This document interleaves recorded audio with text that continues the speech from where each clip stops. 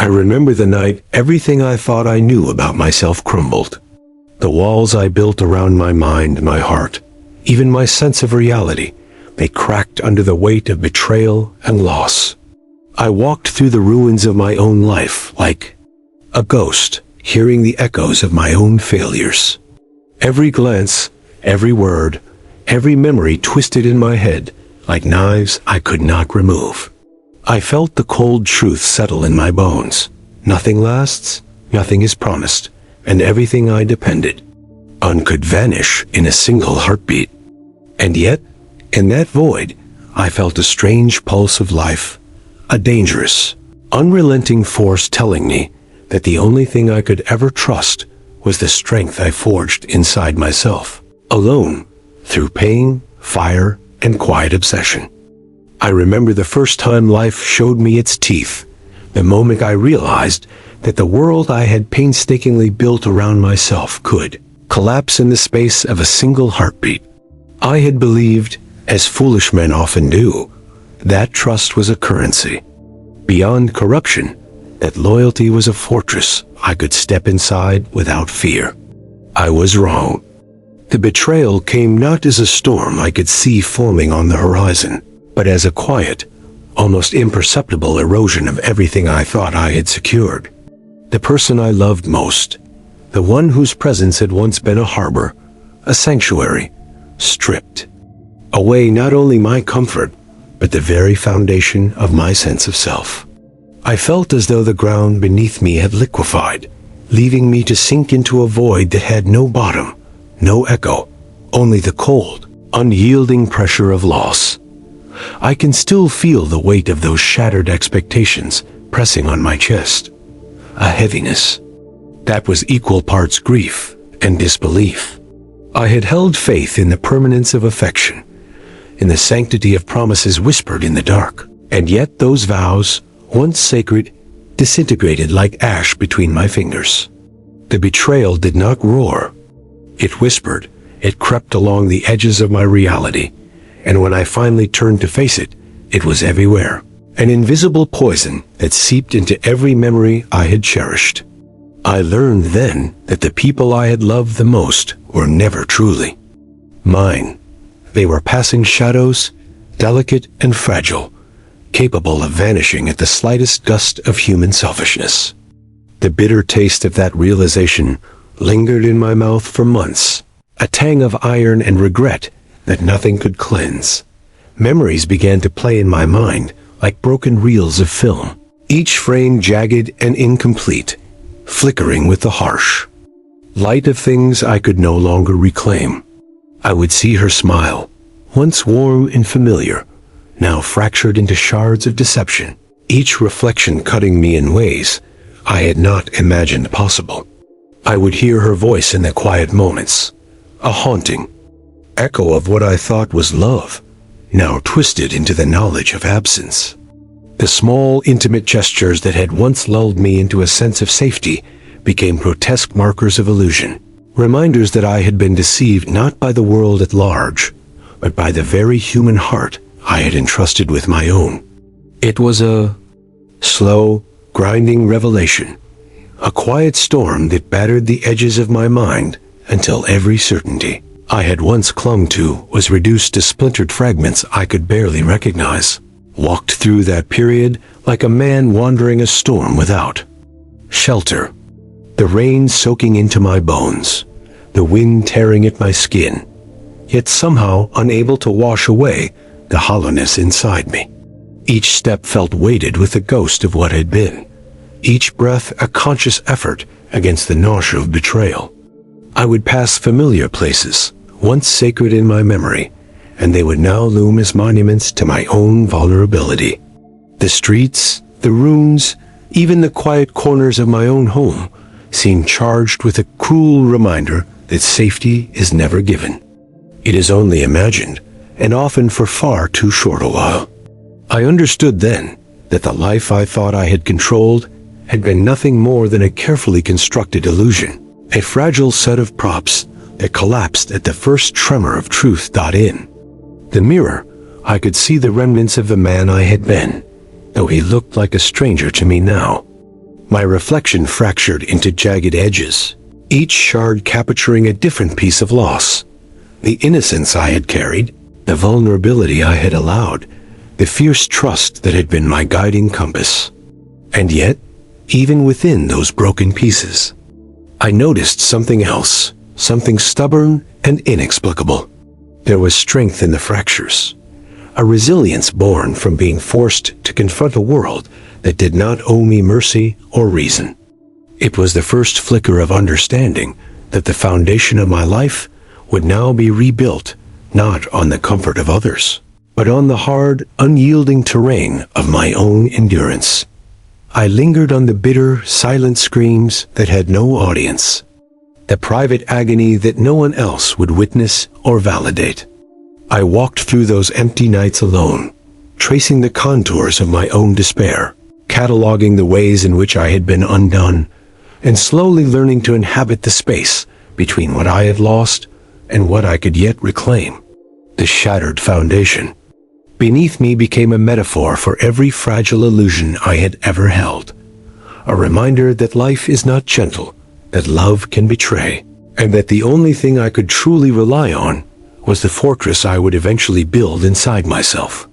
Even as the pain burned and the memories lingered like smoke in a room that had long since emptied, I felt the first glimmer of something I would come to understand as quiet, relentless strength, a strength born not of innocence, but of endurance, of surviving when everything I loved had turned to dust. I learned early that the world speaks in whispers most people never hear, that the spaces between words carry more weight than the words themselves. I watched long enough to see that every gesture, every fleeting glance, every smile hides a map of intention, and I began to trace it, quietly, compulsively, like a man mapping a labyrinth he cannot escape. I felt the strange intoxication of it, the way understanding the hidden patterns of desire and deceit gives one a sense of control, even as it corrodes the heart. Trust became a fragile luxury I could no longer afford, a commodity I once spent freely and now hoard like gold in a vault that no one may ever enter. I became an observer of the human condition, a silent witness to the ways people betray themselves without realizing, the ways they build illusions around themselves and expect the world to admire the walls they never let anyone breach. I began to see the small fissures in every facade, the slight tremor of a hand as it reaches for attention, the hesitation in a voice that reveals what is unspoken. I noticed how intentions twist beneath the surface, how emotions can be weaponized, even when the person wearing them believes them genuine. There is an artistry to it, a choreography of human desire that unfolds without announcement, and I became mesmerized by its quiet cruelty. I would sit unnoticed while lives collided, while whispers of love, betrayal, and longing danced in the air like smoke I could inhale but never touch. It became a game I played alone, a dangerous and exquisite theater where the actors did not even know they performed, and I felt both thrill and shame in the knowledge that I had learned to read the script without speaking a single line. Every interaction became a puzzle I could not resist solving, a series of invisible threads connecting actions, words, and silences. I cataloged motives with a precision that both awed and terrified me, tracing the subtle calculations of others while feeling the hollowness of my own heart expand in proportion to the clarity I gained. Observation was no longer passive. It was a hunger, a compulsive need to understand the hidden architecture of desire, to see what others could not, to dissect the machinery behind every act of kindness, every display of affection, every fleeting intimacy. And yet, in that obsessive study, I began to lose the simplicity of my own feelings, the rawness of my own longing. I watched the world with a sharp mind, but an increasingly isolated heart, a predator cloaked in silence, drawn to the subtle chaos of human fragility, but unable to participate in its warmth. I began to understand that everyone wears masks, that even the closest allies conceal intentions, that every smile is an echo of calculation, every word a brushstroke on a canvas no one else may fully comprehend. I felt a cruel satisfaction in recognizing these patterns, a bitter exhilaration in knowing the unspoken truth of my surroundings, but it was not without cost. Obsession became my companion, analysis became my shadow, and in that partnership, I discovered both mastery and loneliness. I began to notice the weight of silence, the absence behind every laugh, the tension beneath every casual touch, and I could no longer forget the truths I had unveiled. Each revelation isolated me further, cutting me away from the warmth I once craved, and yet I could not abandon it. For once I had seen the mechanics of human desire, ignorance became unbearable. The paradox of observation is that it is both gift and curse, a candle flickering low in the endless night of human complexity. I could predict behaviors, anticipate betrayals, sense longing and deceit before it fully took shape. And yet the very act of seeing stripped me of certain illusions that once comforted my soul. I realized that to observe without attachment is to carry the weight of knowledge that no one else possesses. And in that solitude, I became both powerful and fragile. I felt the quiet thrill of superiority, tempered by the cold ache of isolation, the sense that understanding others did not grant me participation, only a front row seat to the theater of pain, desire, and fleeting human connection. I became attuned to the impermanence of trust, the volatility of loyalty, and the delicate balance of power that hums invisibly beneath every interaction. I saw how easily love could be manipulated, how quickly attachment could become a weapon, how silent withdrawal could wound deeper than words ever could. Every small gesture, every pause, every shadow behind the eyes became evidence, a fragment of truth in a world designed to obscure it. And I collected these fragments, not for revenge, not for pride, but because the truth, no matter how dark, was the only thing that could anchor me when everything else had betrayed my expectations. Began to walk among people as if through a forest of glass, careful not to shatter anything, careful not to reveal how much I had seen. I moved silently, observing the tremors of emotion, the subtle strategies of desire, the unspoken debts owed and incurred in every encounter. I became a scholar of shadows, a witness to the quiet betrayals and unnoticed kindnesses that pass between human beings without ceremony or acknowledgement. And in that observance, I discovered a strange form of intimacy, a connection not to the warmth of others, but to the clarity of perception, the precision of awareness, and the haunting poetry of a world that is at once fragile and unforgiving, beautiful and merciless, waiting for those willing to see it fully, even at the cost of the heart.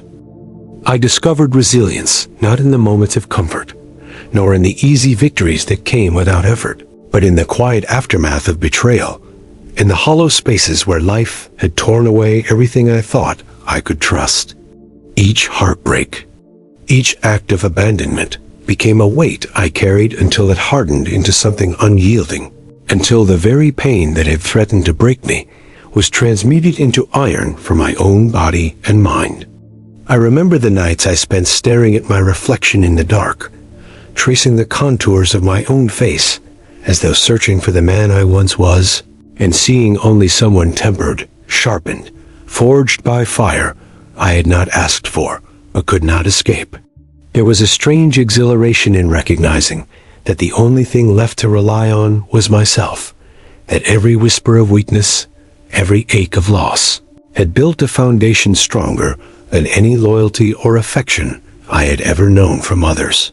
I remember sitting alone in rooms that had once been filled with warmth and laughter, now empty, and feeling the tremors of despair that came uninvited, heavy and relentless.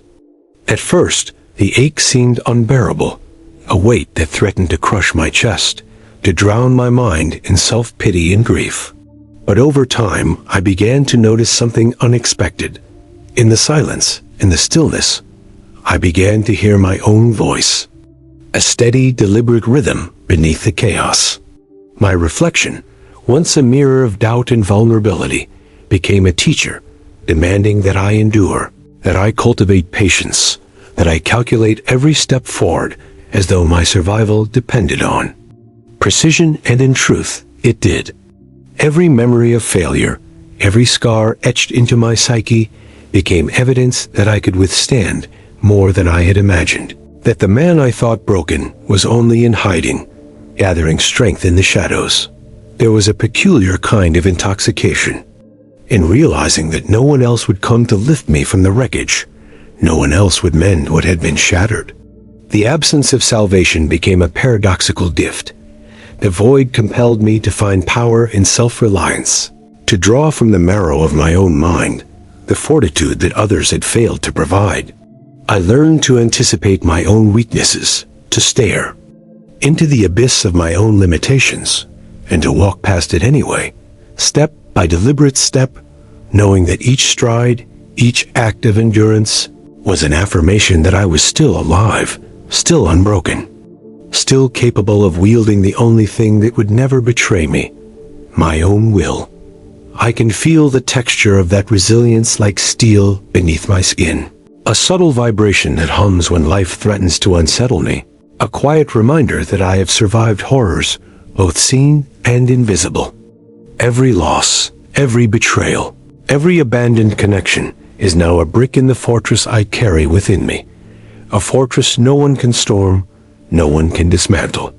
The pain that once consumed me has become a tool, shaping my perception of the world and sharpening my senses, teaching me that strength is not the absence of hurt, but the mastery of it.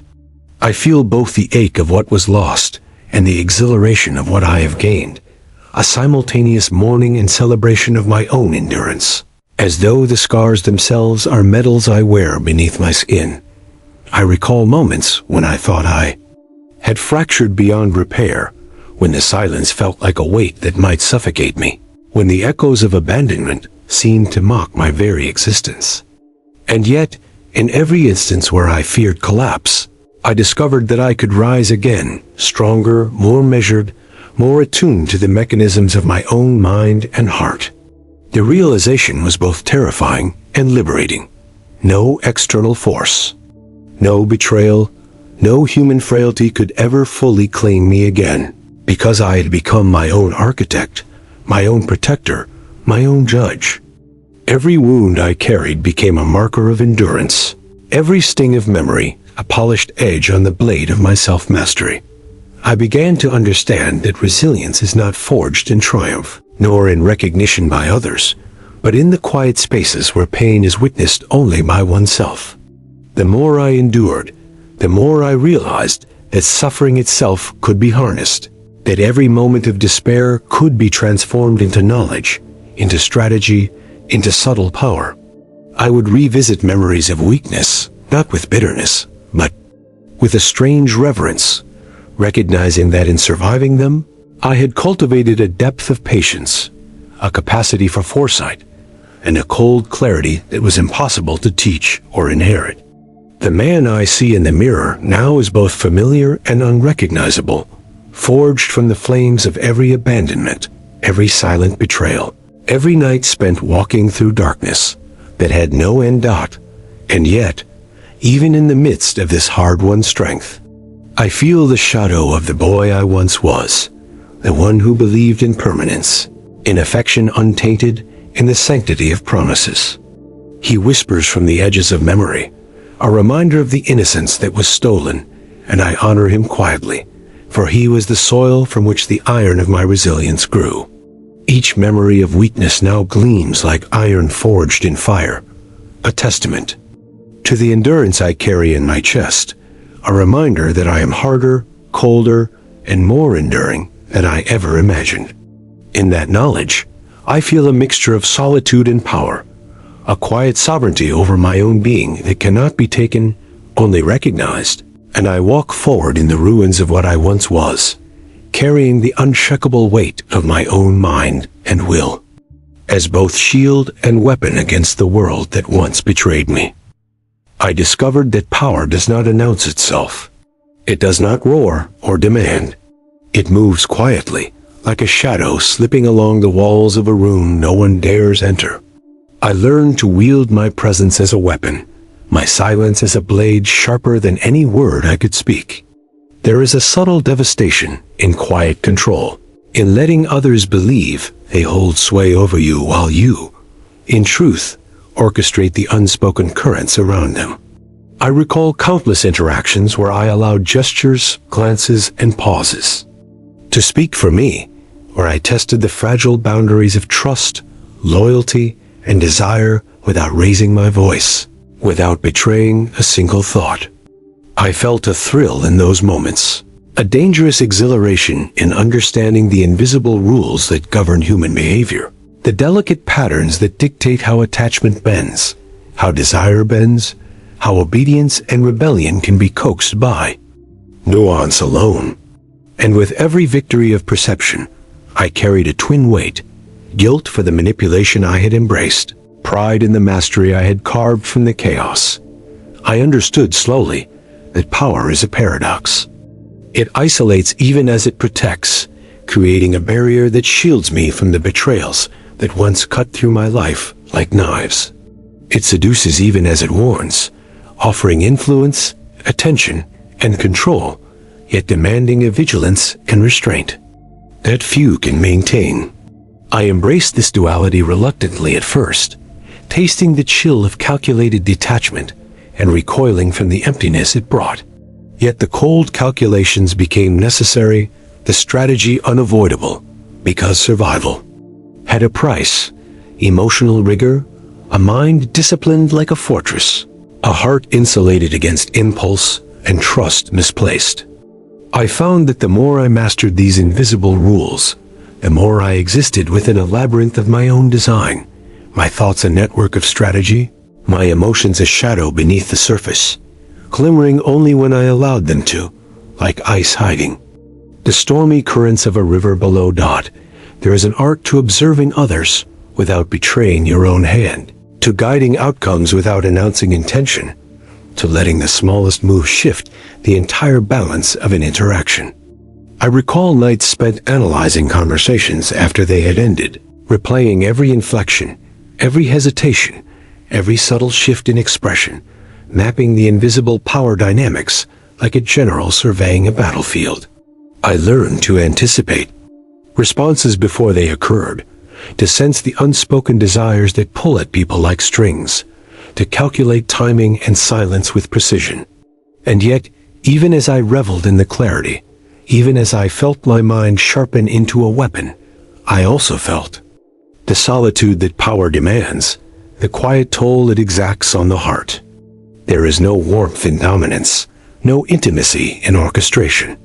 The satisfaction is subtle, almost imperceptible, but it is absolute. I also discovered that the greatest power lies in restraint. To strike prematurely is to reveal weakness. To act without observation is to surrender influence. I learned to let others stumble into my designs without intervention, to permit the dance of desire and miscalculation to unfold while I remained a silent axis around which their actions rotated. It is intoxicating, the way influence can be exerted without visible effort, the way control can be absolute when wielded invisibly. And yet, the mastery comes with a cost, a constant awareness of betrayal, a vigilance against emotional exposure, a quiet mourning for the human connections sacrificed. At the altar of strategy, I felt both pride and a subtle ache, knowing I had embraced a cold intelligence I once feared would make me hollow, yet sensing that without it, I would have been consumed by every human weakness I had endured. I came to understand the seduction of control, how the human mind responds to the unseen patterns of power, how desire can be guided, restrained, or ignited by something as simple as presence, posture, or silence. I watched loyalty shift like a shadow under the moon, saw attachment bend and fracture under careful observation, and learned to measure influence as a cartographer measures terrain, meticulously, with patience, with an eye for the unseen obstacles. and hidden currents. There is a poetry to it, a dark rhythm in which I can move without revealing the full scope of my intentions. And in that rhythm, I feel both a godlike distance and a profound isolation. Every interaction is both a lesson and a weapon. Every relationship both opportunity and liability. And I carry them all in a mind sharpened against the chaos of the world. Yet, even as I mastered this invisible craft, I felt the echo of what I had lost. The innocence of trust, the warmth of uncalculated affection, the freedom of unburdened emotion. The masks I now wear were forged in the fires of betrayal, and while they grant me dominance and protection, they also remind me of the human fragility I no longer permit myself to inhabit. My own heart lies beneath layers of discipline and awareness. A shadow beneath a frozen surface, capable of feeling yet unwilling to show it, capable of attachment yet refusing exposure. I have become both sentinel and prisoner, commander and isolate, a man who wields power with precision, but walks alone through the corridors it builds. And still, I find a strange beauty in this existence. The masks of power and control are not merely tools of survival. They are extensions of my understanding, reflections of a mind honed by observation, pain, and endurance.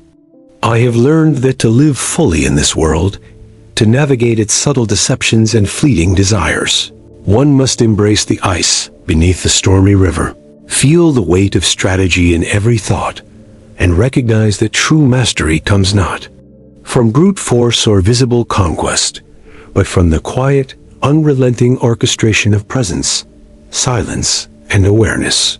It is a lonely kingdom, yes, but it is mine, and I walk its halls with a clarity born of the lessons I have endured, a sovereignty shaped in shadows, and a vigilance that will never falter.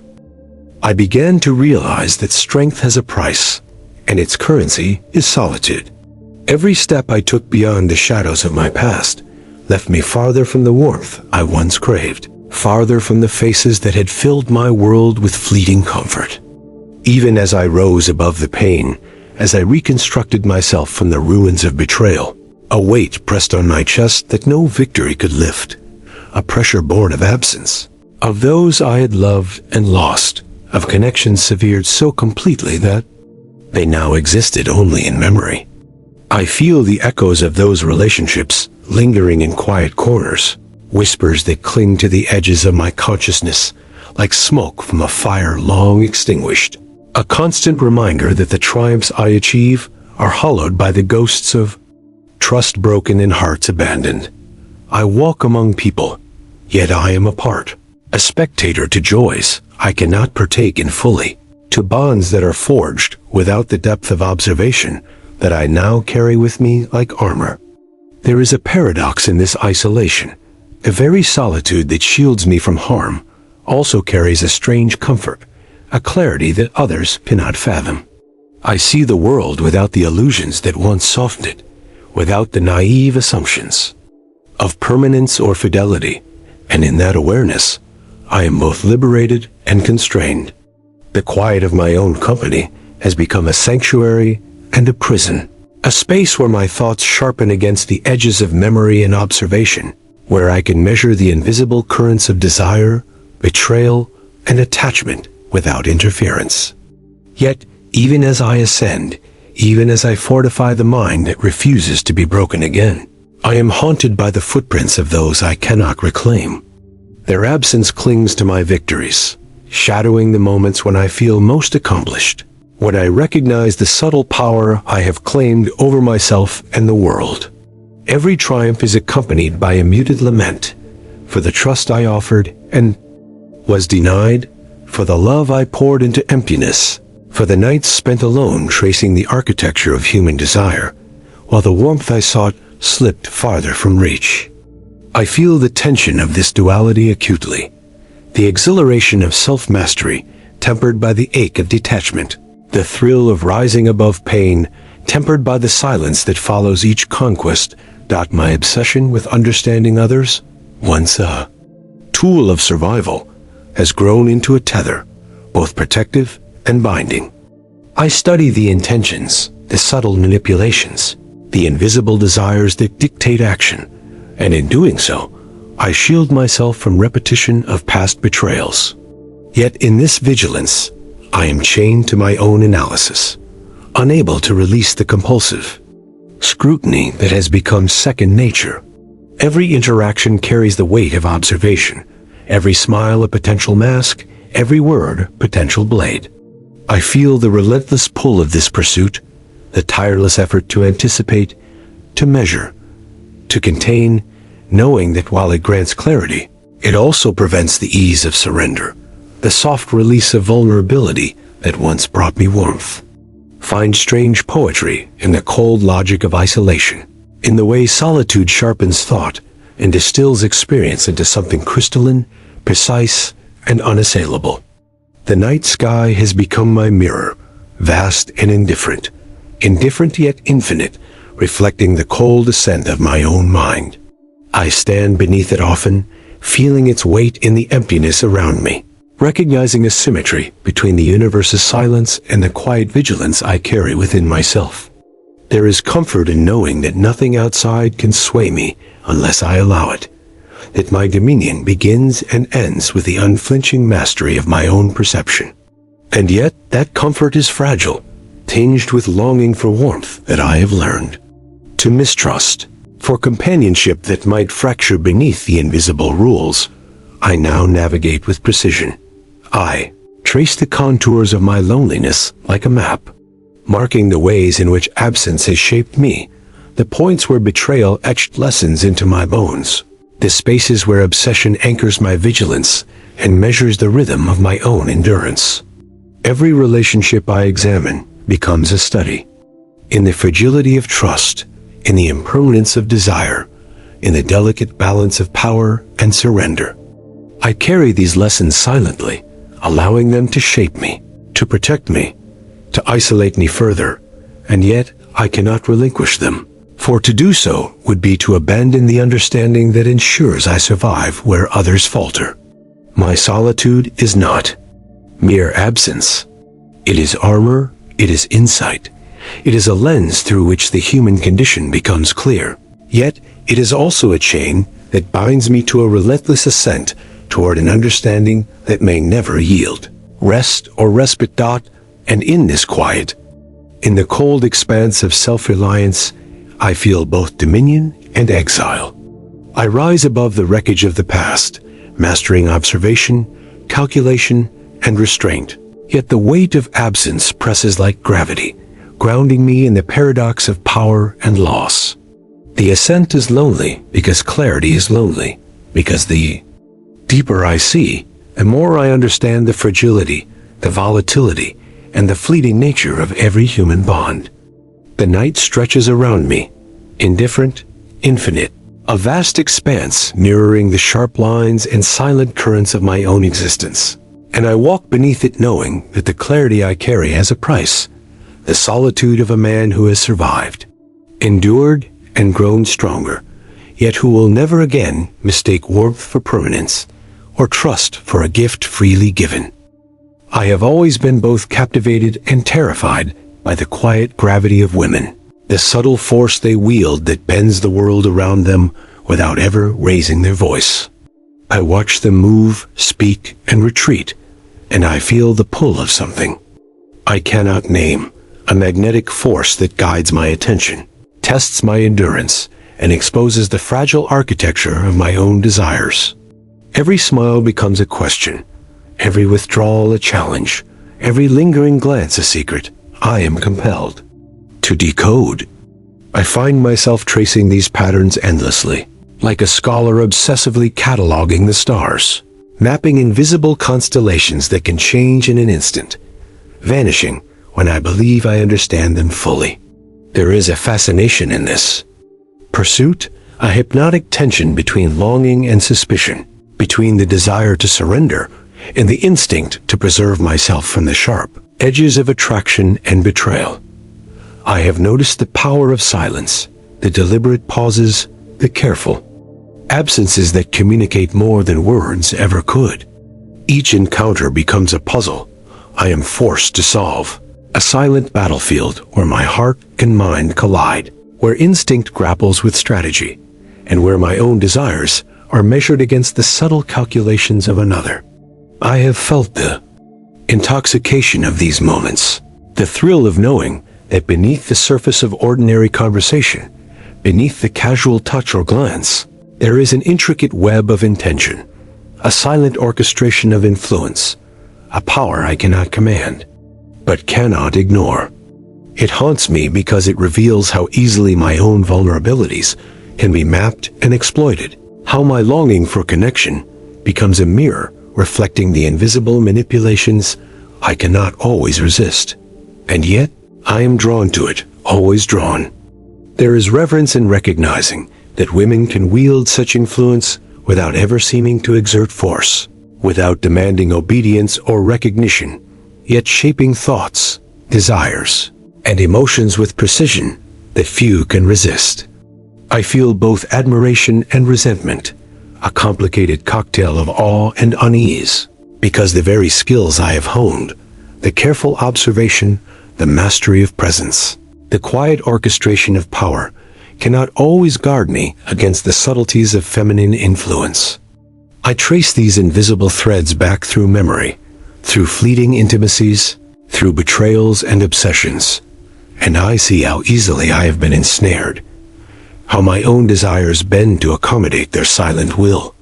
Each memory is a lesson, a wound, a confirmation that power is never absolute, that emotional mastery is always contested, that desire can be both weapon and mirror. I reflect on the paradox of attraction and wariness, of longing and strategy. I have been drawn to smiles that conceal intention, to warmth that hints at withdrawal, to intimacy that hides subtle tests of patience and awareness. I have studied these dynamics, cataloged them in my mind, and yet the fascination persists, a stubborn gravity that defies reason. Every encounter leaves an imprint, a residue of thought and feeling that lingers long after the presence has vanished, like smoke that curls through a room and refuses to dissipate. The more I analyze, the more I recognize my own complicity, the ways my desire maps itself onto the invisible patterns of influence, how my heart becomes both observant and vulnerable, both shielded and exposed. It is intoxicating and exhausting, revelatory and isolating. I see now that this silent power is both beautiful and dangerous. It has the capacity to illuminate the weaknesses in others, to shape behavior with grace and precision, to create longing, doubt, and obsession in a single gesture.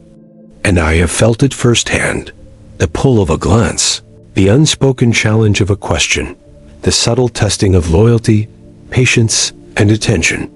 I have sensed how emotions can be guided, how attachment can be measured, how subtle distance can wound as deeply as overt cruelty.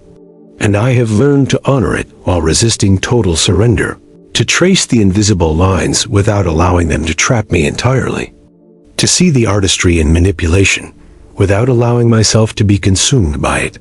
Even as I write these thoughts, I feel the tension of admiration and resentment, of reverence and suspicion. I see the power in their silences. The way is simple.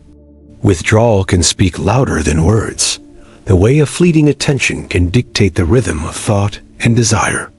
I trace the patterns in memory, the late-night conversations, the fleeting intimacies, the betrayals that burned and vanished, the obsessions that lingered like shadows across months and years. Every thread pulls at me, a reminder that desire is never innocent, that influence is never neutral, that emotional mastery is a subtle, invisible currency that I have sought to understand, control, and yet remain susceptible to. And so I continue to walk these landscapes with eyes wide open, tracing invisible lines, mapping currents of desire and withdrawal, fascination and fear. I recognize the paradox that my own desires are inseparable. From the ways they are provoked, the ways my attention bends to the invisible architecture of their intentions. Each encounter, each memory, Each whispered truth becomes a testament to the delicate balance of power, the seductive risk of connection, and the haunting awareness that even the strongest mind cannot fully escape the gravity of emotional influence. My own desires have become mirrors, reflecting both the brilliance and danger of a force I can observe, but cannot entirely command. A poetic testament to the power of silence, subtlety, and unspoken truth that has shaped me as profoundly as every betrayal, every obsession, and every moment of intimacy I have survived. I have come to understand, with a clarity born of fire and fracture, that the only dominion I truly possess is over myself. Every betrayal, every heartbreak, every lesson in observation, control, and endurance has led me here, to a space where I am both the architect and the sentinel of my own mind. I trace the invisible lines of the mental laws I have forged, rules born not from doctrine, but from survival, from the relentless examination of my own weaknesses, from the unforgiving truths that life has pressed upon me. Each memory of failure, each ache of trust misplaced, has been measured, weighed, and distilled into a framework that governs my thoughts, my patience, my restraint, and my will. I feel a bitter satisfaction in this, a quiet exultation that no joy or betrayal external to me can touch, because I have learned the only power that endures is the one cultivated within the mind and heart that have survived all storms. I walk through my own consciousness as if through a vast hall lined with shadows, each memory a statue, each regret a pillar, each lesson a torch flickering in the wind. I see the faces of those who tried and failed to command me, those who vanished, those who betrayed me, and I recognize that none of them ever held sway. My sovereignty was never theirs to claim. The power I sought in others, the approval, the loyalty, the warmth that I once craved, has been replaced by a deliberate, disciplined governance of myself, a recognition that the mind can be a kingdom if fortified. A throne can be claimed if only one is willing to endure the solitude and wield patience as both shield and scepter. There is a strange, almost paradoxical pleasure in this quiet dominion. It is not loud, it does not demand attention, it does not announce itself. Yet, it is absolute. I feel the weight of self-mastery pressing on me like gravity, and in that weight is freedom. The freedom to act, to observe, to rise without interference, to navigate the invisible currents of the world with an awareness others cannot fathom. I have outlasted illusions, temptations, betrayals, and the ephemeral affections that once threatened to unsettle my mind. And in this endurance, I find a power that is silent, relentless, absolute in authority over thought, over desire, over reaction, over the impulses that once betrayed me to weakness. I see the void around me now, not as emptiness to be feared, but as a canvas, a space for deliberate action and measured thought. It is a hall stripped of artifice, lit by the flickering storms of memory and awareness, and it mirrors the internal landscape I have cultivated, clean, disciplined, and sovereign. I feel no loneliness in it, only the profound weight of responsibility. To myself, the serenity of a mind that has weathered every internal and external tempest. Each day, each interaction, each temptation that approaches is filtered through the laws I have inscribed upon my own psyche, a lattice of awareness, patience, and calculation that ensures I bend only to my own design. I imagine a solitary throne. In the center of a storm-lit hall, rain lashing against high windows, lightning illuminating the contours of stone and shadow. I see myself seated there, not in arrogance, not in hubris, but in absolute command over the one domain that has proven eternal, my own mind. The throne is not gilded with recognition. It is not adorned with praise. It is not surrounded by subjects. It is a testament to survival, a monument to resilience, a symbol of power wrought from endurance, observation, and deliberate mastery. I feel the thrill of sovereignty, tempered by the solemnity of solitude, a quiet understanding that true strength lies in the internal, the unseen, the rigorously maintained dominion over self. And yet, I feel the bittersweet echo of what was surrendered to claim this throne. Warmth, attachment, uncalculated love, and the naive faith that others might remain loyal beyond the temporary confines of desire or circumstance. Those losses are etched into the very architecture of my mind, serving as both warning and compass, shaping the way I observe, anticipate, and move. I do not mourn them in the way I once would have, for mourning implies vulnerability to forces beyond my control. Now I honor them quietly, understanding that each absence, each betrayal, each fleeting intimacy was a step toward sovereignty, a crucible that forged the fortress of my self-command. I feel the culmination of my endurance in every breath, in every pulse, in every deliberate movement of thought and will. The quiet dominion I inhabit is not for spectacle. It is not for applause. It is for the rare and exquisite understanding that the only force truly unassailable is the mind that has been tempered in fire, shaped by observation, and disciplined by experience.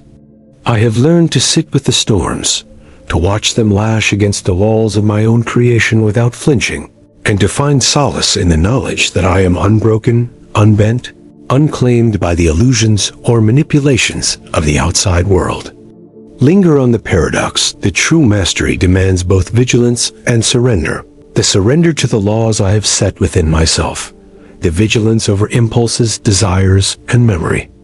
I feel a profound, almost sacred satisfaction in the recognition that I am the ultimate architect of my own destiny, the silent ruler of a realm no one can enter without permission, a mind unassailable by betrayal, indifferent to external validation, and tempered by the fires of every storm I have endured. And in that awareness, I see the ultimate truth I have carried through the ruin, the isolation, the obsession, and the lessons of the past. The only dominion that matters, the only throne worth claiming, is the one within, where thought, will, and endurance are sovereign, where clarity and resilience are law, and where the quiet, relentless power of a man who has survived and mastered himself is absolute, immutable, and eternal.